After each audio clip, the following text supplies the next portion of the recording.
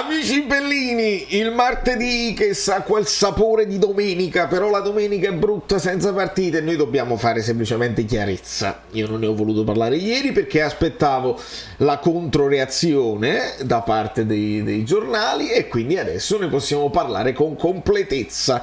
Cominciamo!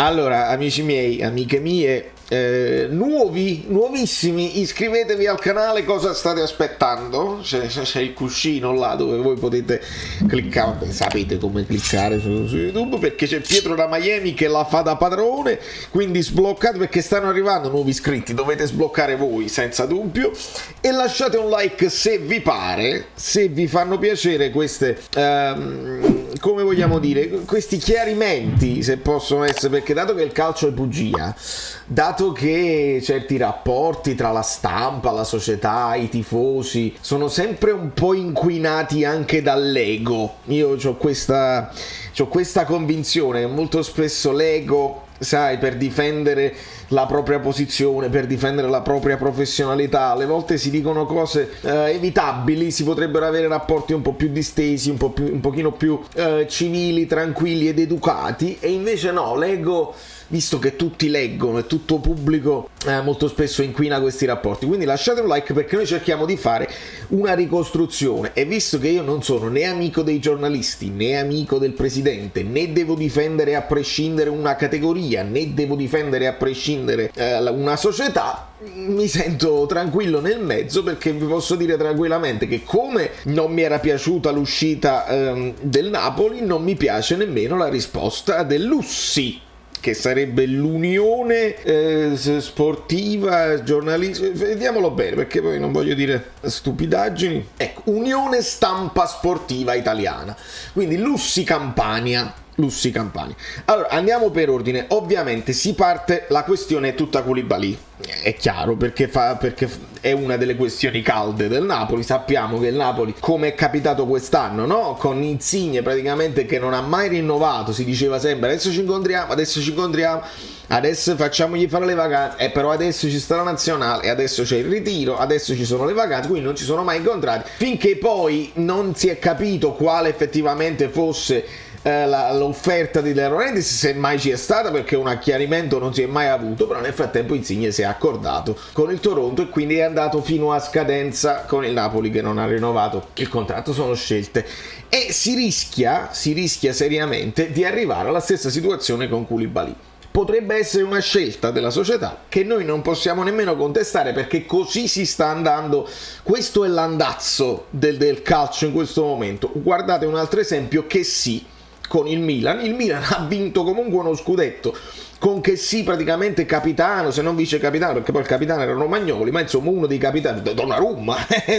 Quindi si fa così, e non è detto nemmeno che questo crei dei disturbi all'interno di uno spogliatoio. Insigne poteva essere un caso tremendo, e probabilmente è stato gestito bene da Spalletti, perché dopo qualche sostituzione iniziale poi dopo è diventato inamovibile e quindi non ha rappresentato un caso. Con Koulibaly, visto che probabilmente sarà il nuovo capitano, perché se viene confermato è lui, mi sembra l'unico comandante apprezzato da Spalletti, si rischia di arrivare alla stessa situazione, perché il Napoli deve comunque comprare un difensore, ricordiamocelo, perché Tuanzebe, che ha sostituito Manolas, non verrà confermato, quindi il Napoli comunque deve comprare un difensore.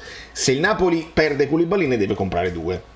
Allora, visto che questo porta i giornalisti a fare delle ipotesi, a portare avanti delle indiscrezioni, delle intuizioni, dei parrebbe, molte testate hanno riportato questa fantomatica offerta del Napoli al ribasso di 3 milioni, quindi un'offerta di rinnovo che praticamente porta a dimezzare l'ingaggio. Questo viene, non so se hanno microspie, non so se hanno delle fonti che possono riportare, questo non lo sappiamo da dove viene questa indiscrezione, però viene riportata da tutti quanti, e quindi quando rimbalza da tutte le parti prende piede anche nei tifosi. Il Napoli reagisce così, e lo leggiamo tranquillamente, no, questo è Lussi, il Napoli reagisce così il 28, quindi ieri.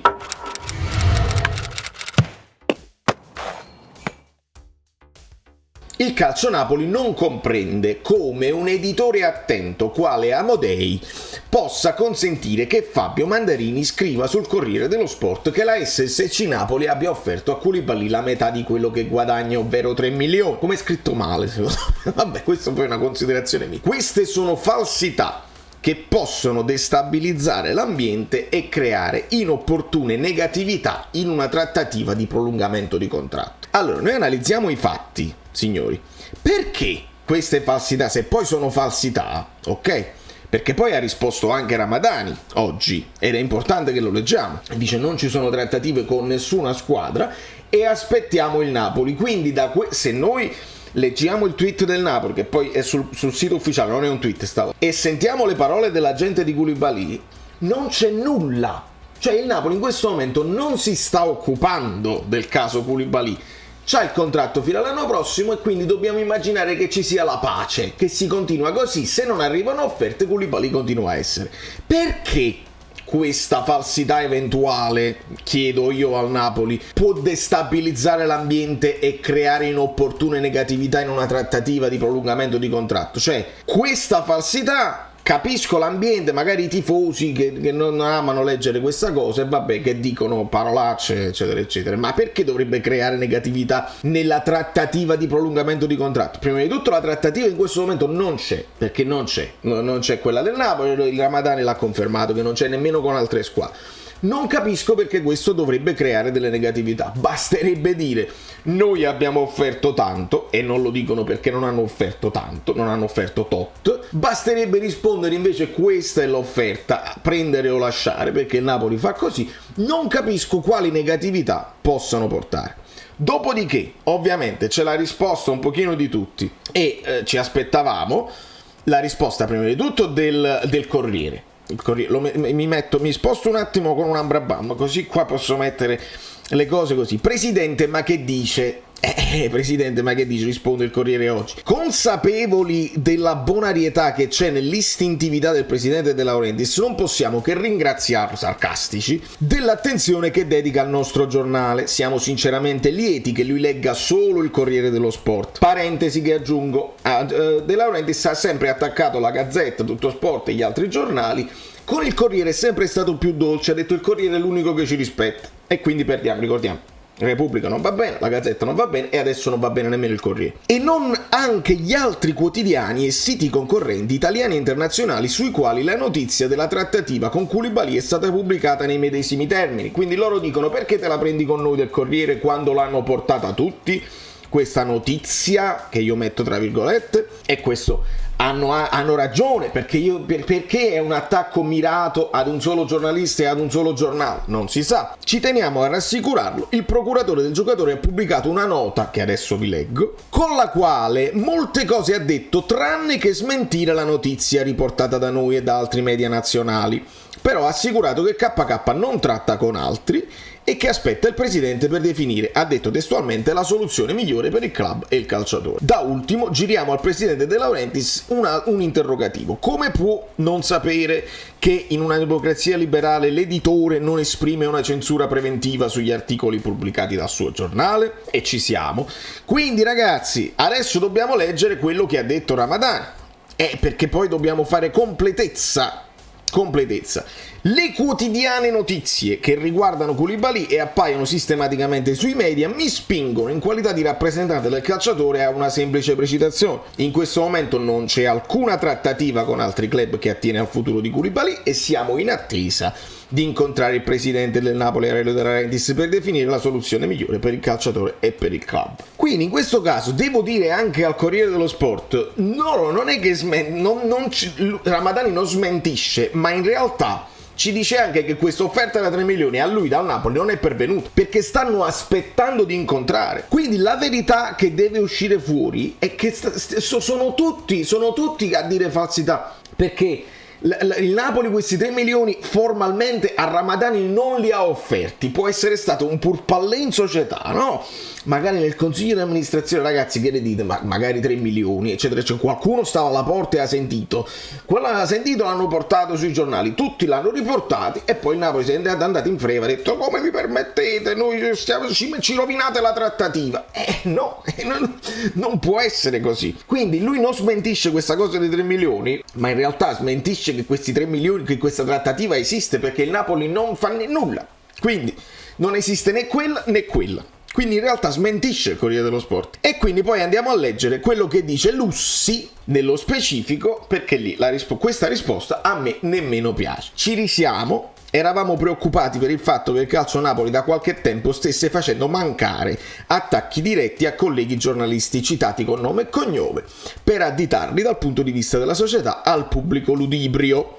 Lussi Campania, gruppo Felice Scandone, respinge al mittente le accuse rivolte con una nota ufficiale apparsa sul sito della società ad un collega del Corriere dello Sport reo di aver pubblicato una notizia che si giudica inesatta, si giudica falsa in realtà, ed esprime meraviglia per il fatto che l'ufficio comunicazione del Calcio Napoli, che vanta la presenza di ben 2 giornalisti professionisti quali dipendenti, si presti a sopportare la pubblicazione di simili comunicati contro un collega in contrasto con ogni elementare norma di deontologia professionale. Lussi Campania invita per l'ennesima volta il presidente De Laurentiis e i suoi collaboratori a interessarsi delle faccende che riguardano la società e non quelli che riguardano la stampa.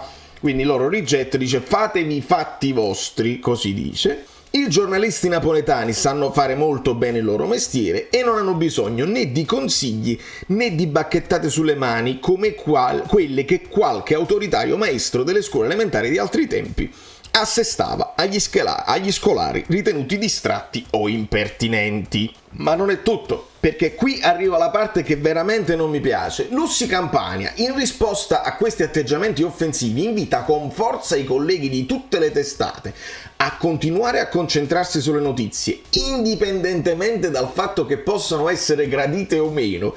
E qua mi suona quasi come a dire che siano vere o meno, perché non è questione di gradite o meno, ma è questione che sono false o no. Queste notizie sono indiscrezioni, vi inventate le cose, perché adesso io devo sentire di Pjanic, e Pjanic è un'invenzione fantasiosa, ma ne parliamo subito, e a valutare e a considerare con estrema attenzione anche lo spazio da dare a iniziative il cui interesse giornalistico è del tutto risibile, come ad esempio la conferenza stampa indetta per lunedì prossimo, cioè domani, per pubblicizzare la seconda parte del ritiro estivo della squadra, con tutti gli annessi e connessi riferibili esclusivamente al marketing societario.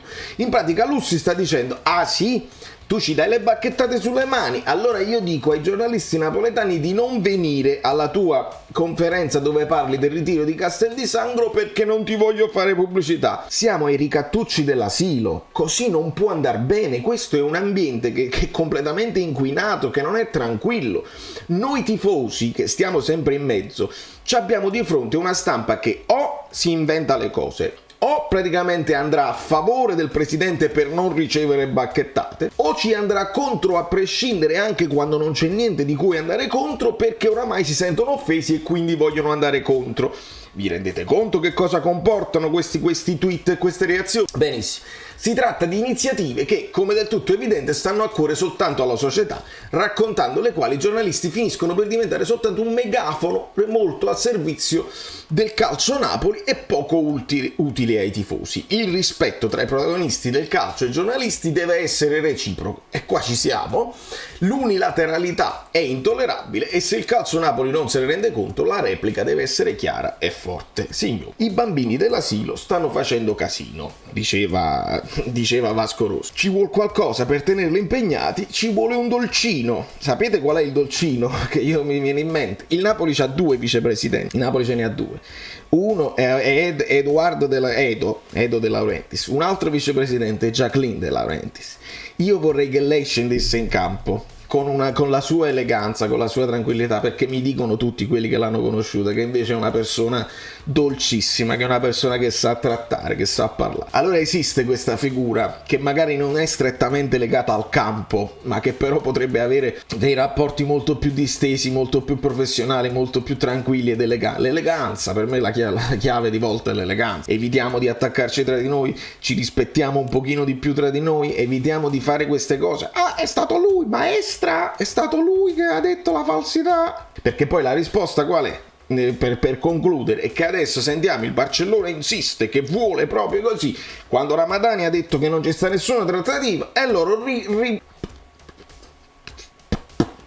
rilanciano con il fatto che il Barcellona, per non spendere i 35 milioni che varrebbe Koulibaly, che il Napoli chiederebbe per Koulibaly, ci inserisce Pjanic nella trattativa. Ora io non voglio nemmeno soffermarmi su cosa guadagna Pjanic e su cosa vuole guadagnare Pjanic, ma ha senso se il Napoli si vende Koulibaly, no? Che quindi dovrebbe comprare 2 difensori. Ti prendi Pjanic, che è un centrocampista lento, di grande tecnica, ma lento, sul viale del tramonto e che non aggiunge fisicità. Quando Spalletti è un anno che sta parlando di fisicità, tu ti prendi Pjanic. Quando c'hai ancora le pendenze di Fabian Ruiz, di Zielinski, che non sai se te li venderai, ti prendi Pjanic. C'hai Dem, Lobot che anche sa, ti prendi Pjanic. C'hai Elmas e ti prendi Pjanic. Signori miei, questa è proprio fantasia giornalistica. Però il Napoli non smentisce questo. Perché non lo smentisce? Perché è vero? No, perché non può smentire tutto. Allora non smentite niente, perché fate peggio. Perché poi se andate a smentire la notizia di Amazon, poi la notizia di Amazon si rileva, si vi rivela vera, quella dello sponsor sulla maglia. Andate a smentire il contratto di Osimhen e quello è vero, perché poi la Repubblica contrasta e non possono controcontrastare. Andate a smentire il fatto che Gattuso era già stato esonerato, e se poi stesso voi venite a dire noi avevamo già preso Spalletti a gennaio, allora queste smentite a noi tifosi non ci tranquillizzano, non migliorano, non aiutano a non destabilizzare l'ambiente. L'ambiente è destabilizzato oramai, purtroppo, quindi non servono. Serve eleganza. O evitate di smentire così, poi in questo modo, con l'attacco personale a questo o a quell'altro giornalista, oppure smentite tutto. Smentite tutto, state lì sul pezzo e smentite tutto, perché ci dovete far lavorare, state dicendo tutte falsità ai tifosi. A voi l'ardua sentenza, io ho fatto la ricostruzione, credo che questa storia di Pjanic non esista proprio, poi se nel calcio tutto può succedere, lo vedremo tra poco. Noi aspettiamo sempre Bezos. Da New York, Valerio Fluido è tutto. Domani io mi sveglierò all'alba per seguire la conferenza di Castel di Sangro, che è solo una cosa di marketing per la società, ma a me interessa.